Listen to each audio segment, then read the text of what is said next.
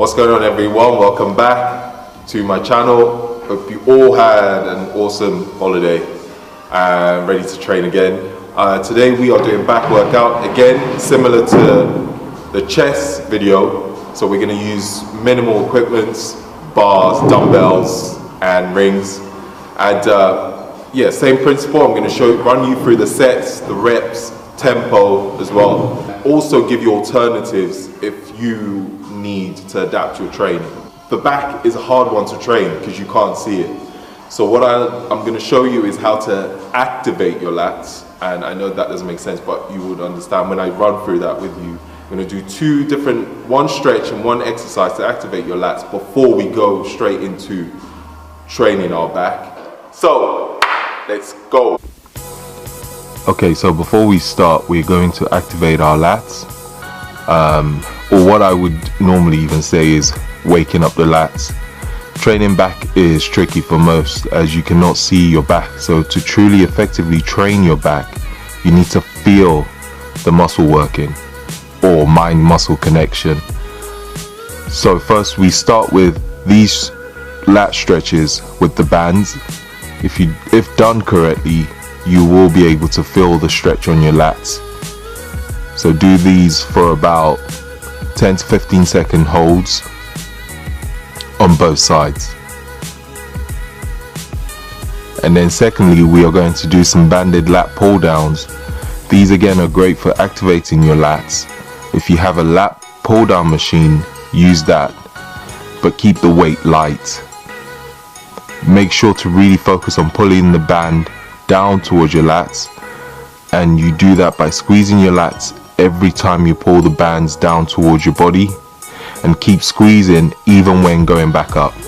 So you pull the bands down, squeeze, keep squeezing your lats till you go all the way back up. Make sure you use light resistant band, so you don't want it to be too hard of a resistance. Do about 20 reps with the resistant band pull downs. If you only have one band, that's fine, do one side at a time. By doing these two simple routines, it really makes a difference when you get into training your back. On to the first workout, starting with ring pull-ups, which is probably one of the best workouts, one of the best exercises that's helped develop my back. I've started using the rings, I would say, probably for a few months, and I prefer it over anything else. The best thing about using the rings, it allows unilateral work and eliminates imbalances as both sides are working equally. We will be doing 4 sets. First 2 sets aim for about 12 reps at a 2-second eccentric. As you can see in the video, how slow I am going down on the eccentric. Make sure you squeeze your lats every single time you go up. Hold it for a second and keep squeezing even when going all the way down.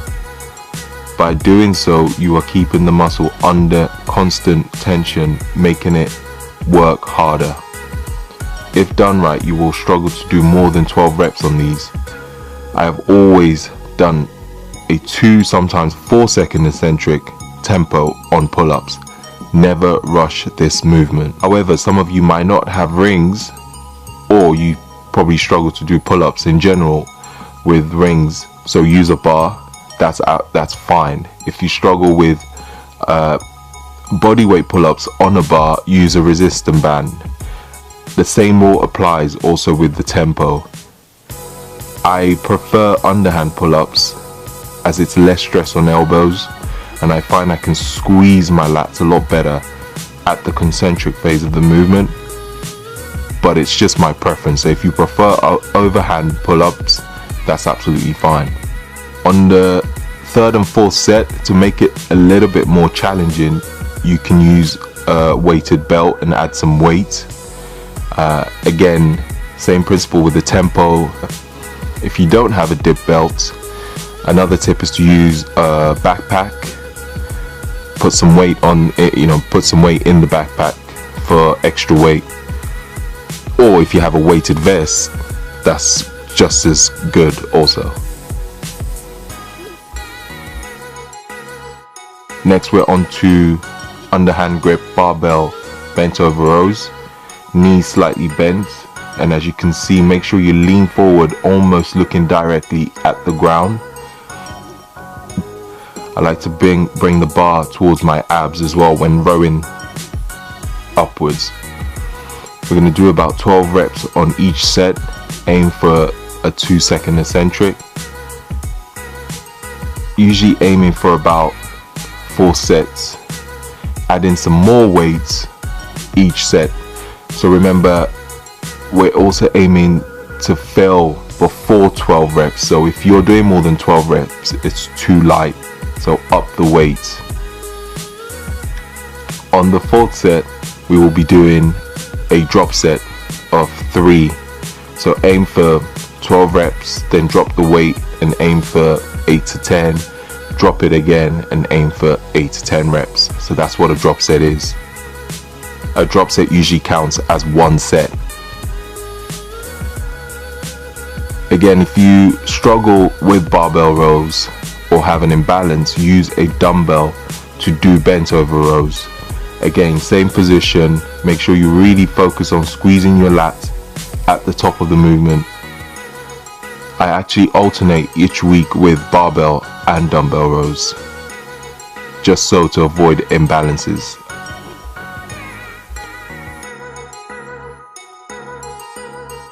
And then we will be supersetting barbell rows with an incline dumbbell trap raise. Now watch the video carefully if you haven't done these before. The first thing is, the most important thing is, keep the weight light. I'm using a 6 kilo dumbbell in the video. The second thing is, shrug your shoulders up as you can see in the video and hold that position, and then lift the dumbbells straight up in front. You want to slowly lower down the dumbbell and relax the shrug. So the key is to hold that shrug position all the way through the movement and then relax once you get the dumbbells back down.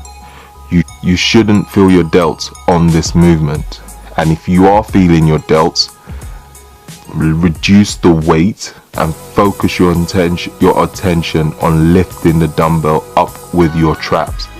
I know some of you would think that this movement works your delts, but wait till you try it. Trust me, it really works your traps. Aim for 4 sets, 10 to 12 reps, and keep the eccentric phase, the tempo, to about 3 seconds when bringing the dumbbells back down. So we're supersetting the rows with the dumbbell trap raise. So you do 1 set of the barbell rows and then superset with a dumbbell trap raise. Quick note, this will be, the exercises will be written in the description box as well, so you don't have to remember every single one or every single set as explained in the video. So next we will be doing incline dumbbell rows and supersetting with ring rows. With the incline rows on the bench, keeping the bench at probably about a 40-degree incline. We're aiming for, again, 4 sets, 10 to 12 reps with a 2 to 3 second eccentric tempo. I like to start with both dumbbells, the tip of the dumbbells touching and aligning them slightly at an angle, almost making a pyramid shape, and then rowing the dumbbell all the way up. Hold for about a second, squeeze the hell out of your lats, and then bring the dumbbell slowly down for about 2 to 3 seconds. So if you pay close attention to the video, you would understand what I mean by the start position.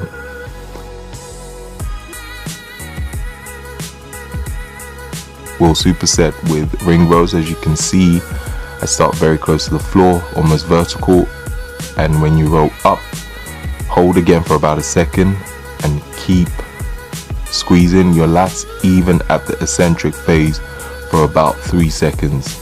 So roll up, hold for a second, and then 3 seconds down, and repeat for about 12 reps. To progress this movement, elevate your feet using a bench or plates. Alternatively, if you don't have rings, use a TRX and do exactly the same thing. Another note, if you find it difficult to start almost vertical to the floor, these are other positions you could do to make the movement slightly easier until you progress into starting vertically from the to the floor. And then we'll finish with some single arm dumbbell rows. We're going to alternate between elbows close and elbows wide with the rows. I'll explain why and how I do those. With dumbbell rows, I'm sure everybody knows this exercise, this movement. Here is what I do slightly differently. First, I like to start with the dumbbell slightly in front of me rather than by my side.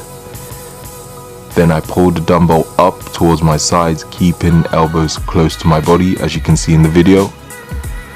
I prefer doing rows this way as I can fully stretch and pull in the dumbbell and squeeze my lats, and avoid using too much momentum in terms of, you know, my body going up and down. No jerking movements with your body, just using your arms only and your lats. Again, a 2-second tempo on the eccentric and a 1-second pause and squeeze when you bring your elbows up towards you. We'll be doing about 4 sets. The first set is a close grip row, and then the second we will be alternating with a wide row, which just means bringing your elbows out rather than keeping it close to the body. I do this because with training back, I like to make sure I'm hitting my back from every angle and leaving no stone unturned. If you want better stability, use a bench and put your feet on the bench to support you even better. We'll be doing 4 sets and alternate between elbows close and wide.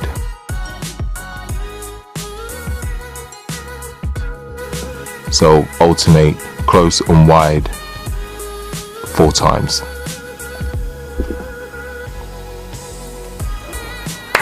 So that's it.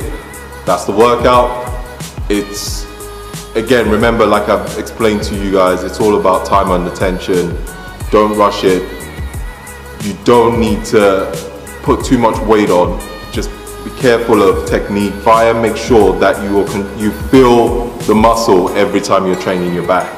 It's not about, you know, going too heavy or going crazy. It's keeping that tension constantly. Thank you so much for watching. I hope you found the video useful. Don't forget to leave a thumbs up because you guys did on the chest video and it's awesome and I appreciate it. And for those of you who've been asking, I plan to release some of these hoodies. For those that want it, it is coming. And again, more videos to come. Thank you for watching. Peace out.